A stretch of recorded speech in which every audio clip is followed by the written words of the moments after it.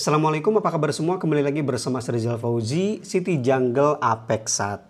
Ternyata feedback di video review bagus juga ya.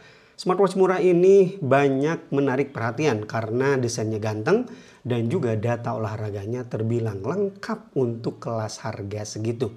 Meskipun di video review kemarin saya ngasih beberapa catatan di akhir ya, karena smartwatch ini masih menyisakan bugs. Nah, gimana setelah saya melakukan pengetesan olahraga menggunakan Apex 1 dari City Jungle ini?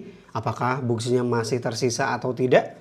Oke, bakal kita bahas. Dan seperti biasa kita mulai dari tes performa lock GPS-nya. Yuk.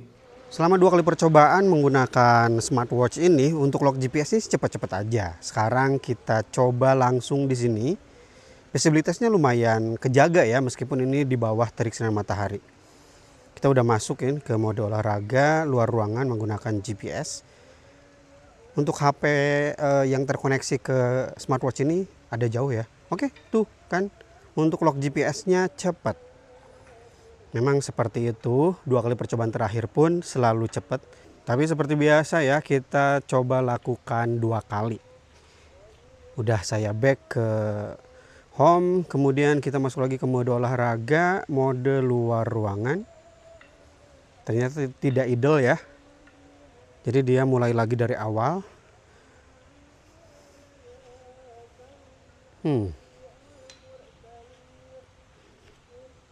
Kok lebih lama? Kok lebih lama ya? Ini agak anomali sih. Biasanya untuk percobaan kedua karena udah pernah lock sebelumnya jadi lebih cepat. Tapi ini malah jadi lebih lama, but overall lock lagi ya. Jadi itu dia untuk performa lock posisi GPS di smartwatch Apex 1 dari City Jungle ini. Untuk training datanya kita lihat seperti biasa di catatan latihan. Lari luar ruangan, di sini ada ikonnya, jarak yang ditempuh, kemudian rutenya tercatat dengan baik sama dengan yang ditampilkan di map, nanti kita lihat di aplikasi. Ada durasi, kemudian pace rata-rata dan kalori yang terbakar. Kita geser ke bawah, ada sedikit masalah di sini ya. Jadi untuk UI-nya pas kita ngecek catatan latihan nih, itu sering terlalu banyak gitu. Kita balik lagi ke atas. Jadi kalau nanti ada kelewat-kelewat, kita balikin lagi. Di sini ada langkah, kemudian detak jantung, kemudian rata-rata langkah dan juga panjang langkah. Geser lagi ke bawah, ada waktu pijakan, vertikal rata-rata, keseimbangan, dan juga pijakan rata-rata. Ini biasanya di Garmin ada tuh kan, kayak gitu. Daya rata-rata yang dipakai, kemudian di sini ada daya tahan aerobik, daya tahan anaerobik, dan di sini ada kecepatan rata-rata. Geser lagi ke bawah, ada training effect untuk aerobik, training effect untuk anaerobik, training load, dan juga lemak. Geser lagi ke bawah, tuh kan, tuh. Selanjutnya di sini ada karbohidrat segala dan juga waktu pemulihan 10 jam. Ini jauh beda ya dengan waktu pemulihan yang dihasilkan di Heliostrap. Nanti kita bandingkan. Geser lagi di sini ada kurva detak jantung rata-rata dan maksimal minimal. Geser lagi ke bawah ada kecepatannya. Kemudian frekuensi langkah, grafik elevasi. Di sini kenaikan 21. Kemudian penurunan 22 ini juga jauh berbeda dengan yang ditampilkan di Heliostrap. Geser lagi ke bawah, di sini ada zona heart rate. Nah, yang jadi problem kemarin di video review ya, kapasitas latihan di sini kan tidak bisa dibuka. Sekarang udah bisa. VO2 max 39,2 ini buruk, berbeda dengan yang dicatat di Amazfit ya. Di Amazfit untuk VO2 max-nya 45 average. Kita geser lagi ke bawah, di sini ada ambang laktat, kemudian usia kebugaran juga buruk. Yang kedua, analisis latihan juga bisa dibuka. Ada beban latihan yang tampilannya seperti ini ya, optimal. Saya nggak tahu ini angkanya gede banget, short term, long term. Bagi yang paham ya, kasih tahu di kolom komentar.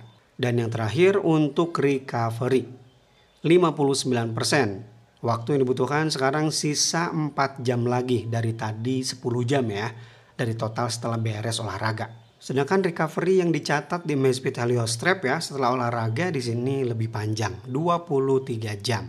Di aplikasi David, kamu masuk ke tab olahraga, kemudian olahraga lagi, lihat catatan latihan. Di sini ada perekamannya. Yap, ini sama dengan yang ditampilkan di smartwatch tadi ya, rutenya. Nah, untuk sharing data ke Strava, dia memang tidak otomatis. Jadi kamu setelah datanya sinkron dari smartwatch ke aplikasi, langsung aja klik ini dan klik Strava.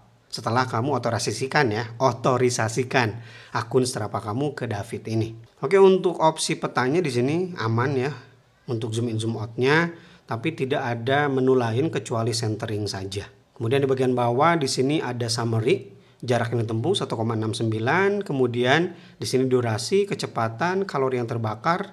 Ini tidak ada perbedaan dengan yang ditampilkan di smartwatch tadi ya. Kita geser lagi, di bawah ada denyut jantung untuk kurvanya. Analisis data denyut jantung, kecepatan per kilometer, ketinggian 2122. Kemudian langkah, formulir menjalankan. Ini bahasanya formulir menjalankan ya. Ada saldo sikap rata-rata.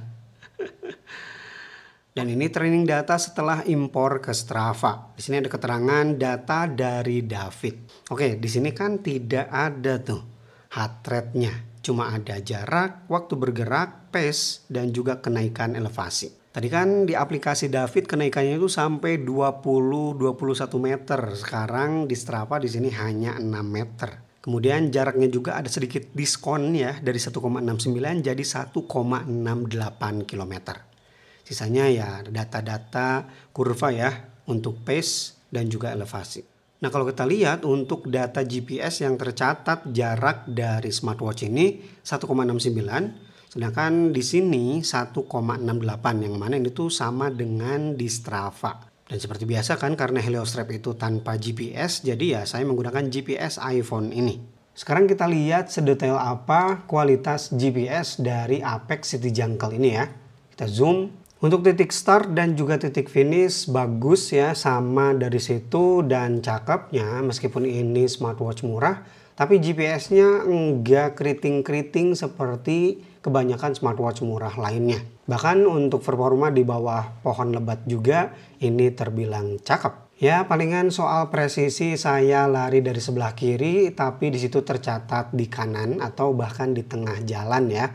Itu mah bukan jadi masalah. Kemudian performa di belokan tajam juga ya oke-oke aja. Dan kita terus lihat ke bawah, ada belokan juga nanti, belokan tajam.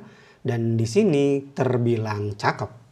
Enggak lurus gitu ya, biasanya nabrak rumah gitu. Tapi di sini bagus lah, smooth. Dan ini belokan selanjutnya di sini juga terbilang smooth ya. Untuk sisanya smooth-smooth aja ya. Jadi ini kualitas GPS dari City Jungle Apex 1. Bagusnya sekali lagi ya, ini terakhir. Performa di bawah banyak pohon-pohon juga cakep. Nggak error. Ini untuk perbandingan kurva heart rate-nya. Saya tidak bisa menampilkan di monitor ya seperti biasa. Karena tidak ada file GPX. Kemudian untuk detak jantung tertinggi, smartwatch murah ini 177, yang mana ini tuh mendekati dengan Heliostrap ya, 178 maksimalnya. Sedangkan rata-ratanya 159, di smartwatch murah ini 160. Beda 1 ya, sama di rata-rata dan juga tertingginya. Oke, itu dia City Jungle Apex 1 ya, smartwatch murah tapi lock GPS-nya cakep, training datanya juga lengkap. Catatan ya, ke Strava-nya gak ikut masuk data heart rate karena menggunakan aplikasi David. Bagi teman-teman yang udah pakai Apex 1 dan mungkin nyoba-nyoba pakai aplikasi lain yang bisa sharing data ke Strava-nya lengkap ya, termasuk heart rate-nya, coba kasih tahu kita di kolom komentar. Apakah possible ya untuk menggunakan aplikasi selain David? Oke, terima kasih bagi yang udah nyimak video ini sampai selesai. Bagi kalian yang tertarik dengan City Jungle Apex 1, langsung aja ke kolom deskripsi. Link pembeliannya saya sertakan di sana. Dan Rizal Pozi pamit. Wassalamualaikum warahmatullahi wabarakatuh.